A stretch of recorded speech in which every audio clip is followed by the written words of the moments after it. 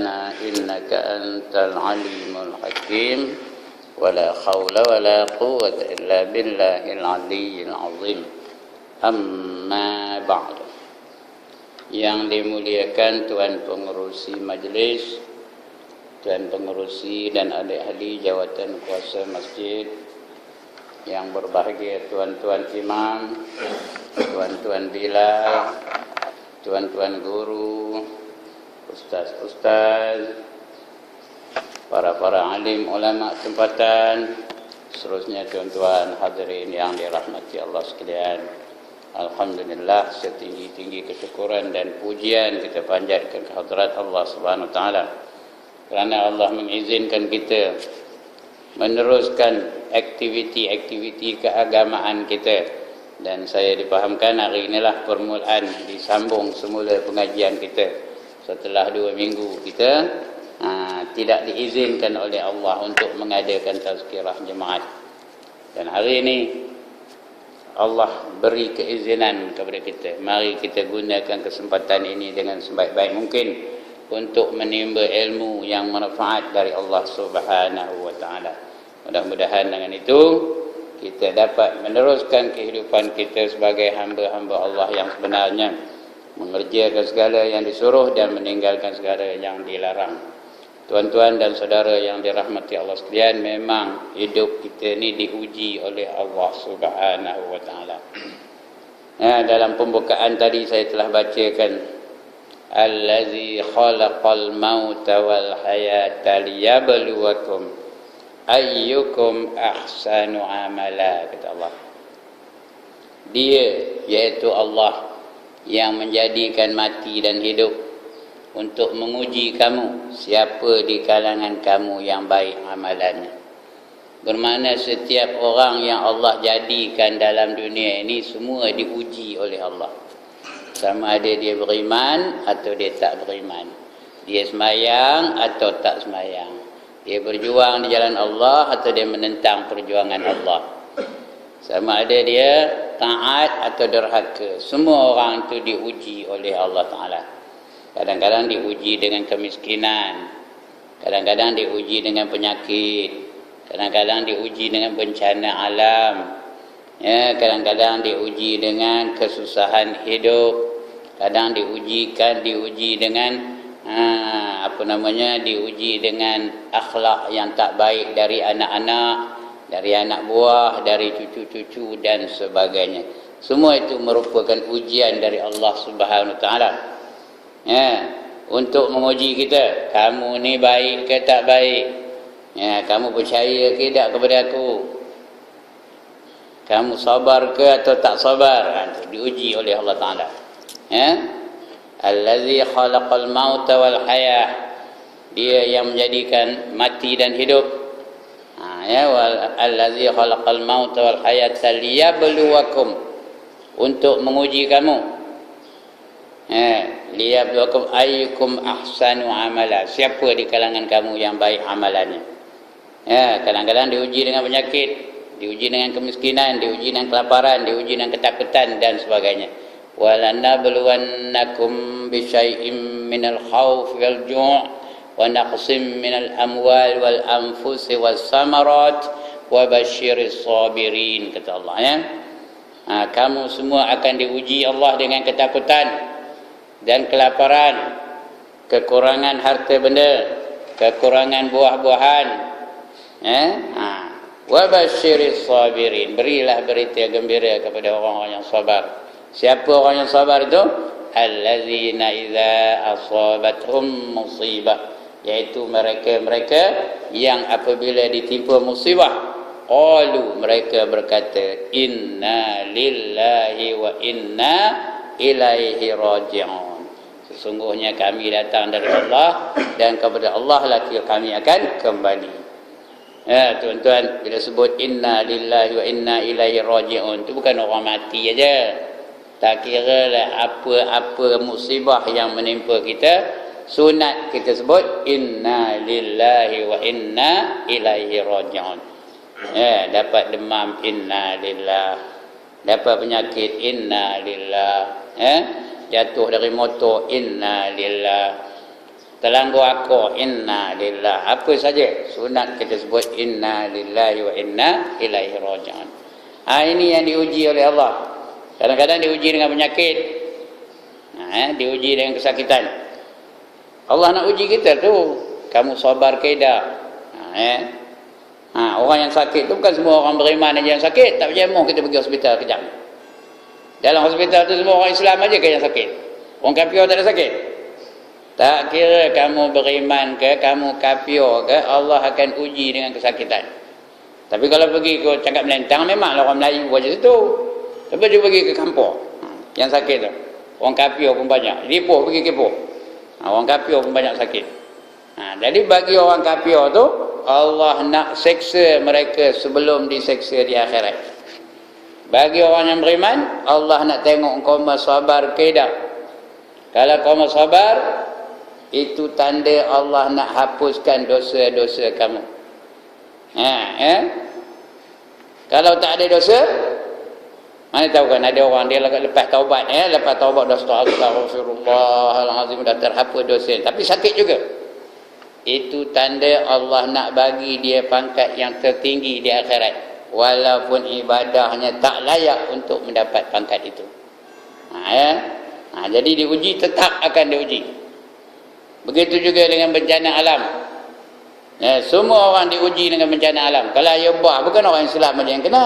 Siapa yang duduk di dalam kawasan yang rendah, semua akan kena. Sama ada Islam ke, kafir ke, beriman ke, tak beriman ke, semayang ke, tak semayang ke, semua akan kena. Orang kaya pun kena, orang miskin pun kena. Orang taat pun kena, orang derhaka pun kena. Siapa saja akan kena. Tengok bila banjir berlaku, macam tsunami tu, yang banyak mati orang Islam aja ke? Memang banyak orang Islam pun, tapi bukan semua orang Islam yang mati. Orang kafir ada tak mati? Banyak juga, kerana dia bukan pilih. Dia nak menguji kamu sabar ke tak. Begitulah banjir yang berlaku baru-baru ini. Memanglah kawasan orang Melayu aja banyak kena, kerana orang Melayu aja banyak duduk di tepi-tepi sungai.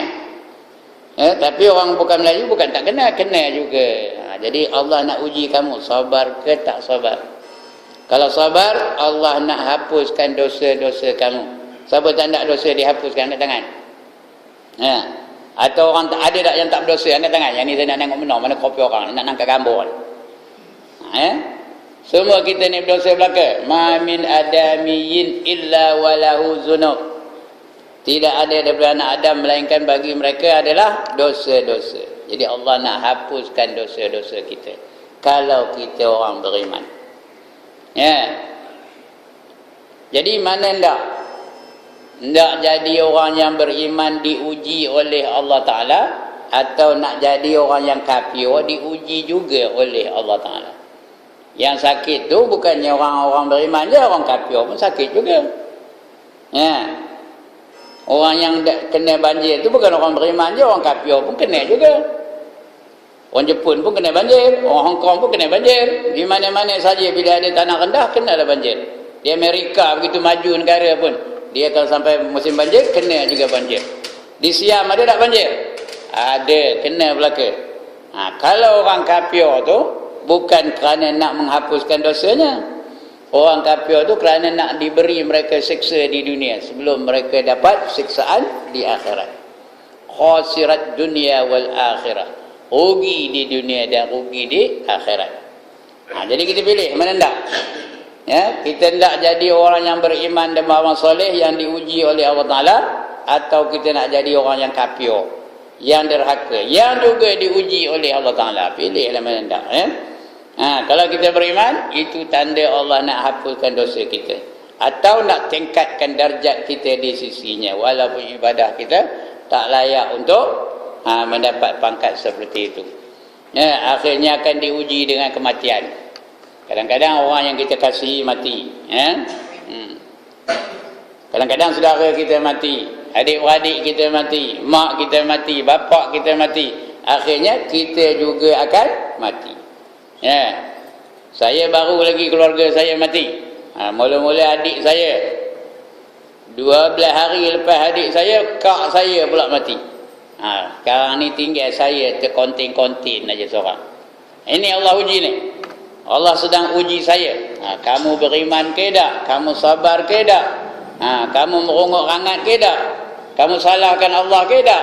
Allah sedang uji saya ni. Mudah-mudahan tuan-tuan doa lah, mudah-mudahan saya sabar menghadapi tragedi-tragedi yang didatangkan oleh Allah Subhanahu wa taala. Mudah-mudahan Allah ampunkan dosa-dosa saya. Dan kalau sudah terampun, darjatnya ditinggikannya di sisinya nanti di akhirat kelak, walaupun ibadah saya tak seberapa. Ini dia ujian dari Allah Subhanahu wa taala.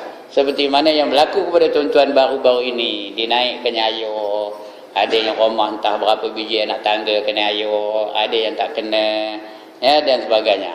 Terimalah ujian Allah dengan penuh kesabaran. Itu tanda Allah nak hapuskan dosa-dosa kita, ya.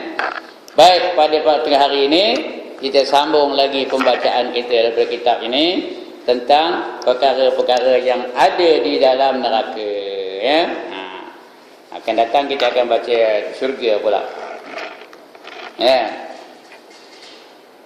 Tiada kasih ia melainkan akan Allah Ta'ala. Nanti yang mana dia? Tang mana? Saya pun tak ada. Ni dia. Kita tengok seksa-seksa orang dalam neraka macam mana. Dulu dah kita baca sekerat, ya. Ada pun seksa perempuan yang berzina itu, maka iaitu digantung akan dia dengan susunya. Susunya tu digantung. Kalau perempuan tu berzina. Lelaki sudah lah tu. Sudah dah kita baca. Ya. Baca lelaki dah senang. Lelaki kena, perempuan pun kena. Ini tengah hari ni orang perempuan tak ada. Cari orang lelaki, kita baca dulu. Kalau dah baca pun tak apa, ulang kaji. Bulan sudah kita baca, bulan ini baca lagi. Adapun seksa orang laki-laki yang berbuat zina itu, maka dibesarkan akan zakar mereka sekadar dunia ini. Kemaluan itu dia besarnya sebesar dunia. Tak kata tak? Besar dunia? Besar tak nak? Kan heboh orang dari ngurut sana, ngurut kemari, tak akan besar. Ini dibesarkan sebesar dunia. Macam-macam cari minyak lintah lah, minyak apa belacak lah, tak akan besar. Ya. Ini tak payah mencari minyak dah, terus besar je. Sebesar dunia ni. Sebesar dunia ni bukan besar tiang tu. Ya, sebesar dunia ni. Maka digantung akan dia dengan zakar mereka itu, maka dipukul akan dia oleh 70,000 malaikat dengan pemukul besi daripada neraka Jahannam. Dipukul dengan pemukul besi itu, hancur elok balik, hancur elok balik. Hancur segala badan mereka itu dan tinggal roh mereka itu, maka diturunkan mereka itu dan dikembalikan badan mereka itu seperti sedia, maka diseksa pula mereka itu seperti yang demikian itu selama-lamanya. Forever and ever and ever. Itu dosa orang yang berzina. Dah kita baca bulan sudah. Ini ulangannya kejap ni. Benda itu diempuk dengan besi tau, besi dari neraka. Hancur, elok balik, empuk lagi, elok balik. Sedangkan benda itu dosa akan dipukul dengan besi, dipetik dengan jari pun ngelejat, tak percaya balik kan teral lah. Ngelejat ke tak? Ini diempuk dengan besi. Adapun seksa perempuan yang berzina, tadi lelaki ya, perempuan yang berzina itu, maka iaitu digantung akan dia dengan susunya. Kalau orang lelaki zakarnya, kalau orang perempuan susunya. Kemudian maka dipukul akan dia oleh 70,000 malaikat dengan pemukul besi daripada api neraka Jahannam. Maka tiap-tiap hancur segala badannya itu, maka dikembalikan seperti sedia. Kemudian maka diseksa pula selama-lamanya. Itu cerita berzina. Kemudian ada pun seksa orang yang mencuri. Curi doyan ke, curi pisang ke, curi ayam ke, curi kambing ke, apa-apa lah ya. Tambah musim banjir ni, jaga baik, kadang banyak orang mencuri. Itu yang banyak orang tak nak ninggalkan rumah tu. Datang bot nak bawa dia ke tempat yang selamat, dia tak nak pindah. Kenapa? Takut barang rumahnya dicuri orang. Memang dicuri orang pun banyak berlaku di kawasan-kawasan banjir ni. Dicuri dia orang barang-barang dalam rumahnya tu, ya. Esok jangan risau, sabar saja, serahkan kepada Allah Ta'ala. Mereka akan dapat balasannya nanti di akhirat. Apa balasannya? Ada pun seksa orang yang mencuri, maka iaitu dikerat akan segala anggotanya. Bukan tangan saja, segala anggotanya itu akan dikerat. Oleh 70,000 malaikat. 70,000 je. Apa signifikannya 70,000 saya tak tahu. Dia biasanya tadi 70,000 je. Ini 70,000 juga. 70,000 malaikat dengan pedang daripada api neraka Jahannam. Pedang tu bukan pedang biasa daripada api neraka. Merah menyala pedang. Ngekat. Orang yang mencuri tadi. Maka tiap-tiap hancur anggota mereka itu dikembalikan pula seperti sedia kala. Kemudian maka diseksa pula seperti yang demikian itu hingga selama-lamanya. Itu orang yang mencuri. Kemudian seksa orang yang khianat. Orang yang khianat ni macam-macam lah. Dia megang duit masjid ke, duit surau ke, duit kampung ke, duit kebajikan ke, duit pertubuhan-pertubuhan ke. Dia lesap punya duit tu. Dia khianat. Contoh saja. Ada pun seksa orang yang khianat akan harta atau lain, maka didatangkan harta yang dikhianatkan itu. Dia melesapkan duit itu berapa ribu, projek tu dia dapat berapa ribu, dia lesapkannya dengan cara rasuah dan sebagainya. Kemudian apa? Mana kemudian tadi? Orang yang khianat tadi, didatangkan harta yang dikhianatkannya itu, kemudian maka dijatuhkan harta itu ke dalam laut. Harta yang dikhianat tu berapa banyak, jatuhkannya dalam laut. Lepas tu suruh nyelam mengambil harta tu. Laut api neraka Jahannam. Kemudian maka disuruh akan dia menyelam dalam laut itu, akan mengambil harta itu. Kalau dia duit masjid lah. Duit tu loh, campak dalam laut. Tu suruh dia nyelam, mengambil balik duit tu. Dalam laut tu, laut api neraka tu. Agaknya laut tu sejuk ke panas? Laut neraka. Panas dah. Laut api neraka Jahannam itu, kemudian maka disuruh akan dia menyelam dalam laut itu. Akan mengambil harta itu, padahal laut itu terlebih sangat dalamnya. Nyelam, tak sampai ke bawah, naik balik. Timbul itu ditekan balik malaikat, suruh nyelam lagi. Naik balik. Gitulah, timbul nampak kepala timbul, tekan balik ke dalam. Itulah kerja dia. Nyelam bangkit, nyelam naik, nyelam naik, nyelam naik. Padahal adalah laut itu terlebih sangat dalamnya, yang tiada dapat didugakan dalamnya itu.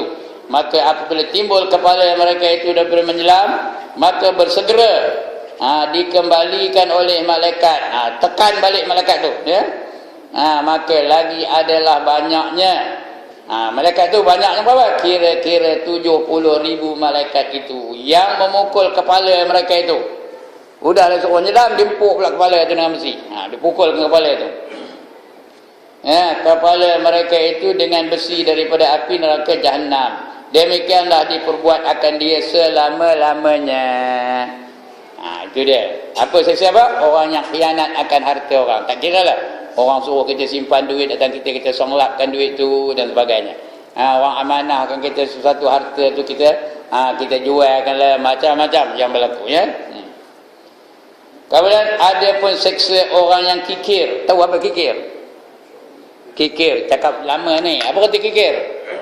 Kedekut, bakhil, lagi tai hidung masin, lagi ya Allah tak tahu dah lagi.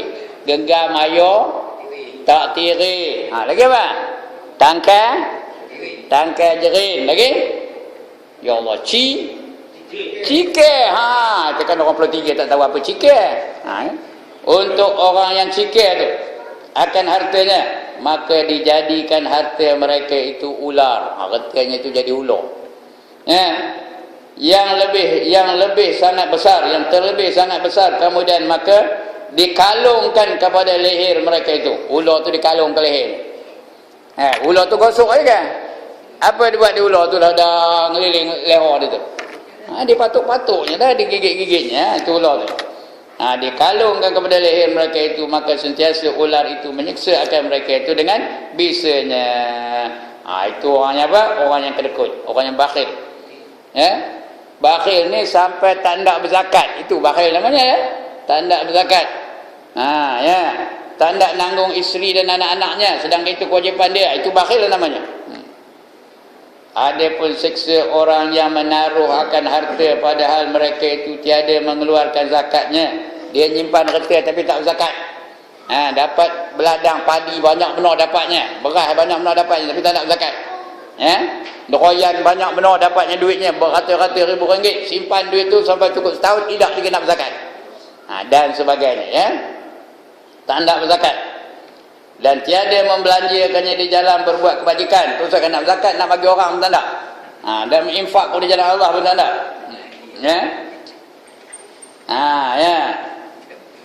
Di dalam berbuat kebajikan, dalam perang sabilillah atau nak memperjuangkan sabilillah. Ini sekarang ni, banyak ada orang memerlukan harta. Banyak ada orang memerlukan bantuan. Sekarang ni, bangsa-bangsa banjir sangat memerlukan bantuan. Tapi dia ni buat tak reti je dia. Tak nak langsung mengeluarkan hartanya untuk itu. Kalau keluar pun barang yang tak berguna aja. Barang yang buruk-buruk bagi, bajunya dah koyak baginya. Orang itu pun dah, dia pun dah tak nak makan baju tu, bagi ke dia orang. Ada tak berlaku apa itu? Ada. Dia carinya bajunya dah usang, dah koyak, yang dia pun tak nak makan. Ada bagi, ambil dah kamu. Ingatnya tong sampah dia tu. Ini banyak berlaku. Saya tengok dalam gambar-gambar tu yang dibagi dia tu. Ya Allah. Kadang dibagi kena sarung susu je tu. Sebelah aja, sebelah lagi dah tak ada. Mana pergi yang tak? Agaknya orang yang bagi tu sebelah aja susunya dia kot. Ada gambar ni. Orang jenis orang itu orang kedekut bin bakhil. Kedekut bin bakhil bin tangkai jerin. Dia lalu bawah pokok jerin, ngeling kepala tangkai jerin. Ada lagi yang handai dari aku je, katanya. Kalau jenis itu. Apa dapat dia? Maka iaitu disiksa ia dengan ditikam dengan besi yang merah. Ditikam dia itu dengan besi yang merah. Daripada api neraka, daripada dahinya hingga ke tengkuknya. Tikam ke dahi, tembus ke tengkuk. Dan ditikam pula dengan besi itu akan lambungnya. Lambung tau ini. Ini lambung ya. Ditikam dengan lambungnya yang kanan hingga terus kepada lambung yang kiri. Tembus itu. Tembus ke sana. Itu dia orang yang kedekut tadi. Kemudian maka ditikam daripada belakangnya hingga tembus kepada hadapan. Tikam dari belakang, tembus ke depan. Tidak ke mati. Tuan-tuan, tidak ke mati. Tak mati-mati. Macam mana tikam pun tak ada mati-mati. Hancur pun tak mati. La yamutu fiha wa la yahya. Tak pernah dengar ke ni? Surah Sabihah itu tak pernah dengar? La yamutu fiha wa la yahya, kata Allah. Tidak mereka itu mati di dalamnya dan tidak pula dikatakan hidup. Nak katakan hidup, hidup apa? Kena tikam, kena belasah, kena pelupur, kena bantai, kena balun. Mana nak katakan hidup? Mati pun tidak, hidup pun tidak. Itu ya. Sampai ditikam keluar kepada lambungnya yang kiri, kemudian maka ditikam daripada belakangnya hingga tembus kepada hadapan dadanya, sampai ke dada itu keluar. Dan demikianlah diseksa selama-lamanya. Itu orang apa tadi? Orang yang khianat. Orang yang khianat.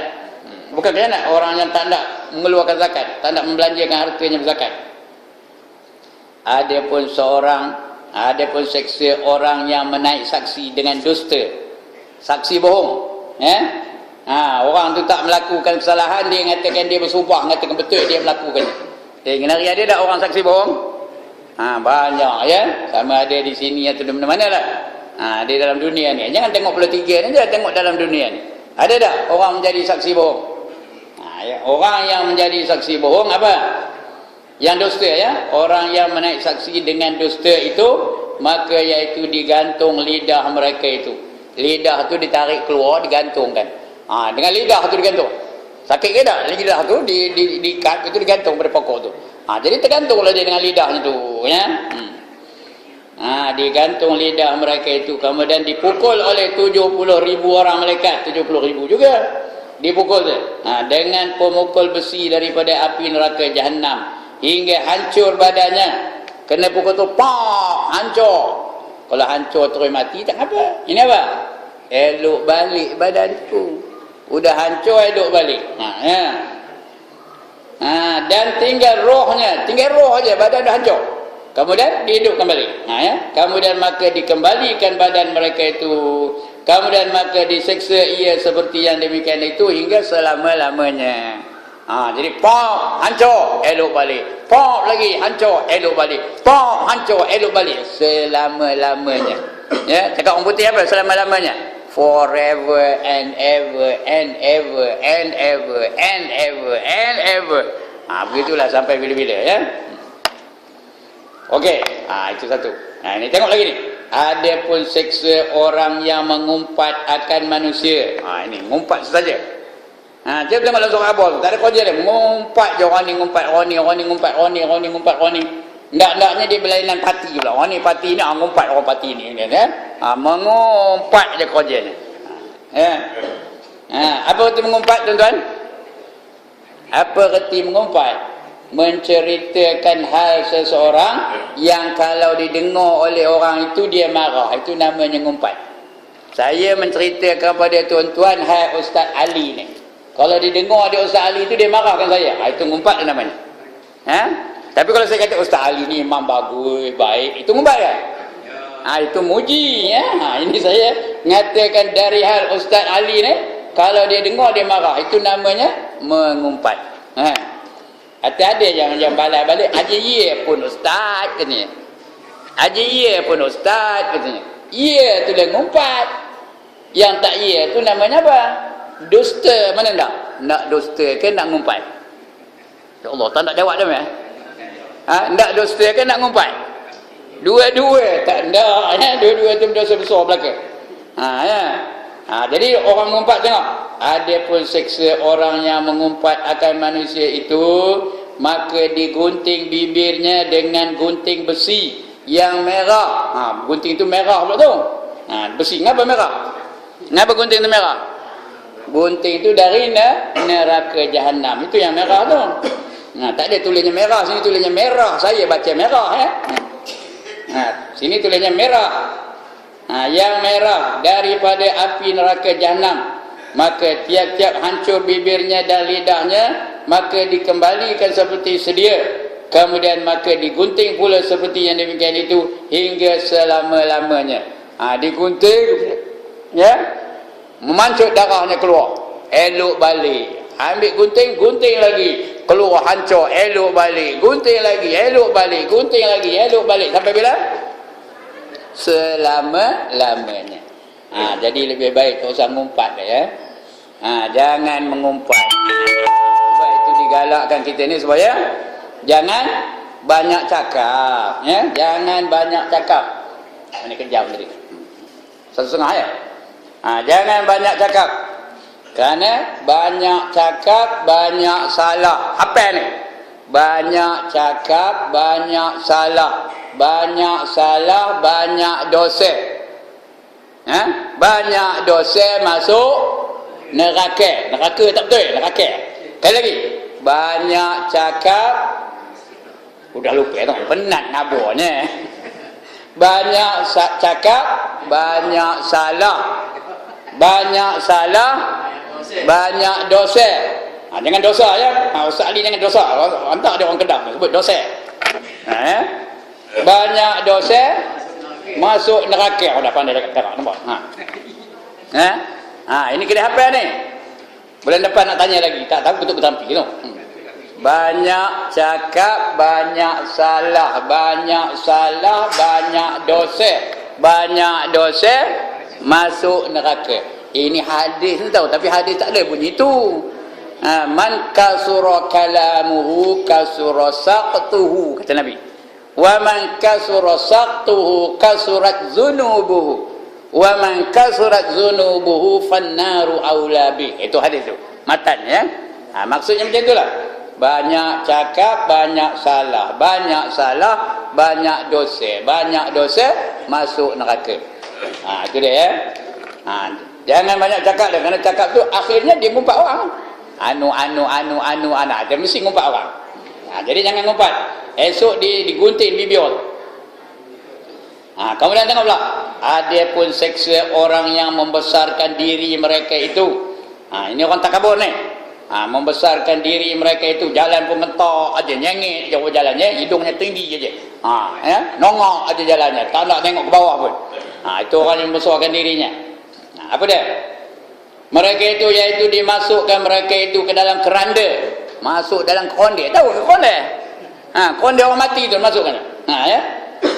Konde tu konde api neraka. Dimasukkan mereka itu dalam keranda api neraka Jahannam. Kemudian ditutup akan keranda itu. Kemudian ditaruh akan dia dalam neraka Jahannam yang terkebawah sekali, maka diseksa akan mereka itu pada tiap-tiap seorang daripada mereka itu, dan pada tiap-tiap 1 saat 99 warna daripada seksa. 1 saat macam mana? 1 saat macam mana? 1 detik. 1 saat tu 99 seksa. Siapa lah dunia orang kat tangan. Itu bagi orangnya apa? Yang sombong, yang ego, yang angkuh, yang membesarkan diri. Yang cakap besar. Nak cerita dia aja. Itu saya punya lah. Itu anak saya lah. Itu isteri saya lah. Itu kawan saya lah. Itu keluarga saya lah. Cerita dia orang besarkan diri aja. Esok dimasukkan ke dalam konde. 1 saat 99 seksa. Mana diseksa akan mereka itu tiap-tiap seorang daripada mereka itu pada tiap-tiap 1 saat 99 warna daripada seksa, macam-macam warnanya. Maka hancur daripada kulit mereka itu, maka diganti dengan kulit yang lain. Maka diseksa akan mereka itu selama-lamanya. Seperti firman Allah Ta'ala, kullama nadhihat juluduhum baddalnahum khuludan ghairaha liyazuqul azab. Ini nak baca benar-benar, mun tak hafal kan bunyinya. Kullama nadhihat juluduhum baddalnahum juludan ghairaha liyazuqul azab. Surah An-Nisa ayat 56. Artinya hancur kulit mereka itu, maka kami gantikan akan kulit mereka itu yang lain. Gantikan mereka itu kulit yang lain. Kulit yang lama dah hancur, digantikan kulit yang baru. Kejap-kejap itu Allah gantikan kulit yang baru. Badalnahum juluda. Juluda itu kulit-kulitnya. Kulit yang baru, yang lain, supaya merasa mereka akan seksa. Setiap hancur diganti baru, diseksa balik, diganti baru, diseksa balik, diganti baru, sampai bila? Selama-lamanya. Kemudian dan lagi beberapa bagi seksa yang di dalam neraka itu sebab berbagai-bagai dosa manusia di dalam dunia. Tetapi sayugianya bagi segala manusia itu bahawa mengharap akan rahmat Allah Ta'ala. Sudah kita dengar seksa ni entah lah, lalu ke kunahannya suruh, lalu ke kunahanya. Tak teringin langsung nak masuk neraka. Siapa nak masuk neraka angkat tangan? Siapa tak nak? Jadi kita dah harap nak masuk ke dalam syurga. Kalau nak masuk dalam syurga, mesti dapatkan apa? Dapatkan apa nak masuk syurga? Rahmat Allah, Bukan kita masuk syurga dengan ibadah kita, dengan kita semayang tu bukan. Tak layak pun kalau kita kerana semayang dapat masuk syurga, kerana baca Quran dapat masuk syurga. Kadang-kadang baca pun tak betul, kadang semayang pun tak betul, kadang takbiratul ihram dah tak betul. Usalli fardal jum'ati raka'ataini adaan ma'muman lillahi ta'ala. Allahu akbar, betul ke? Sekali lagi, betul ke? Allahu Akbar, betul kan? Setengah tu Allahu Akbar, udah habis, Allah tu dah habis, Allah sambung pula lagi, tambah lagi, Hu Akbar, betul kan? Ya Allah tuan-tuan, betul ke tak betul? Hati kalau tak betul, sah ke tak sah semayangnya? Inilah dia, jangan harap keadaan semayang tu. Kalau dapat masuk syurga pun adalah dengan rahmat Allah, bukan dengan ibadah kita. Kadang-kadang kita baca Fatihah tu hendaknya sembahyang Zuhur, sembahyang Asar, sudah tak berbunyi. Allah bismillahirrahmanirrahim. Betul ke baca macam tu? Kalau kuat pun macam-macam bunyi. Bismillahirrahmanirrahim. Betul ke? Bismillahirrahmanirrahim. Betul? Ya. Alhamdulillahi rabbil alamin. Betul ke bel alamin? Alham betul ke alham? Kena ngaji betul-betul kepada Ustaz Ali ni, ya, dia tu imam. Fatihah kena ngaji betul-betul.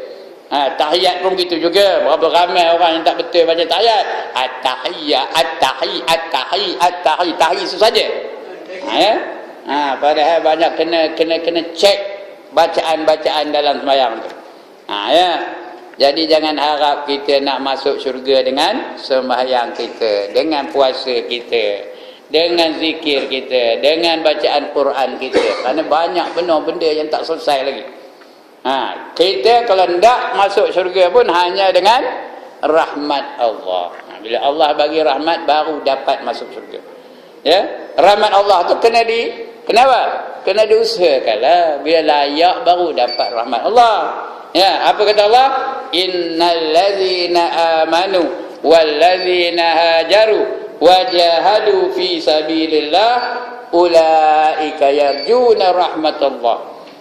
Wallahu ghafurur rahim. Sesungguhnya orang-orang yang beriman dan orang-orang yang berhijrah dan orang-orang yang berjuang di jalan Allah, itulah mereka-mereka yang berharap untuk mendapat rahmat Allah. Ya, tak dapat rahmat Allah kena ada 3 perkara. Pertama, kena betulkan akidah, kena beriman. Yang kedua, kena berhijrah. Yang ketiga, kena berjuang di jalan Allah. Barulah boleh berharap untuk mendapat rahmat Allah Ta'ala. Kalau tidak, ya, kalau lepas ini kan dia ngangguk aja aku esok syurga mana lagaknya. Itu orang perasan namanya. Wallahualam. Sekian dulu, ampun maaf ya. Aqulu qawli hadza wa astaghfirullahal azim li wa lakum wa lisairil muslimin wal muslimat wa ya fawzal mustaghfirin wa ya najatat taibin. Assalamualaikum warahmatullahi